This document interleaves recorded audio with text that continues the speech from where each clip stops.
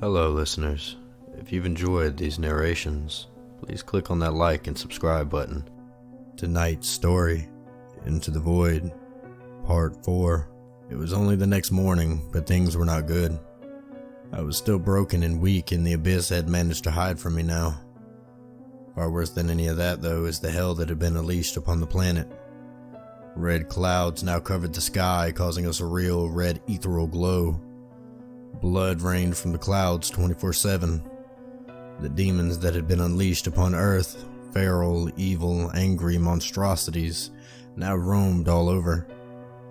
Some are canine-like in the sense that they walk around on all fours and look remotely wolf-like. Others in a demonic variety, similar in fact that their eyes glow a fire red, monstrous teeth that were so sharp you were sure they'd tear right through metal. I knew I was safe physically from them. They were somehow connected to the abyss and could not physically harm me, but that meant little for everyone else. So I hid in a cave with them, too weak to protect them from the demons. The good thing was the abyss was too fearful of me now. The demons seemed to leave us alone. I cannot protect everyone though, even if I wasn't broken. For me to protect the whole Earth for more than a mere moment was asking way too much of my abilities. I made it this far on luck, and the abyss was more confused and afraid than I am. A few weeks passed, little had changed. My people, including myself, were starving and slowly dying to death of exhaustion and dehydration. The abyss couldn't hurt me, but I'm sure natural human processes can. The demons still ravaged the planet, and even though I felt just as broken as ever, my powers were slowly returning. I could feel the fear and despair. I could feel it every time a person lost a life to a demon. But I couldn't do anything to stop it, or even help anyone. Then finally, after a couple more days and the fact that my group managed to get their hands on some water, and what little bit of plant life remained to eat, I was strong enough to search for her. So I reached out. It had been so long I felt a little rusty, but then I had found her. She's alive. But then the despair, the fear, and the pain of hunger, it filled me in a way things never had before. I thought my connection was emotions, and people had been strong before. For a moment, just a moment, I found myself in her mind.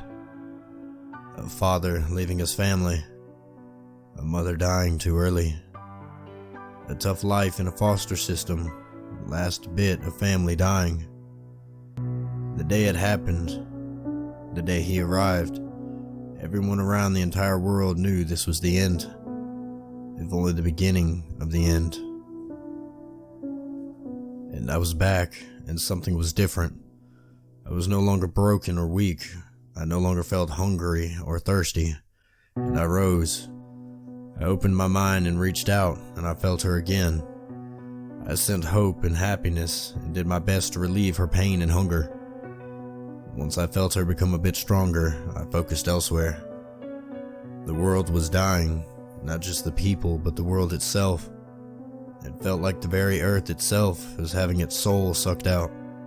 My people watched as I walked out of our cave, and I saw one in the distance. A demon. It looked at me, and I felt the connection, not just with it, but the abyss. Exactly what I'd wanted, and it felt me instantly, but it was still very broken and weak, much weaker than I was. He could not block himself off from me. You know, you can end this now. Leave and enter your eternal slumber. Sleep forever, and I won't have to kill you. The abyss stared back at me with an evil smile upon its face. Oh, my poor human. My poor living soul. Do you think you scare me? Do you think I don't see into you, what motivates you? I will get to her, and I will destroy her. And when I do, it will destroy you, and your soul will be mine. And you know what the best part will be? I was going to end life slowly, but not now. My retribution for what you have done will be the end, the eternity of existence shortly after you. Not just life, Not anymore. I will consume everything until there is nothing left. Then, and only then, will I slumber in absolute darkness. And I was blocked, pushed out. The abyss had managed to find enough strength to block me off. The demon now lies dead on the ground. I considered taking it back for food for the rest, but something told me it would kill them quickly. Definitely poisonous. I returned back into the cave, down and afraid. I tried to put on a good show, but the abyss not only showed straight through it, but could even see what would hurt me the most. It isn't just her life on my shoulders, it's literally all of existence. So I sit and I meditate. I connect not only with the people, but the planet itself. It is dying. Like not just the planet either. Through the planet I feel a deeper connection with the cosmos. The entire universe, maybe even the multiverse, is dying.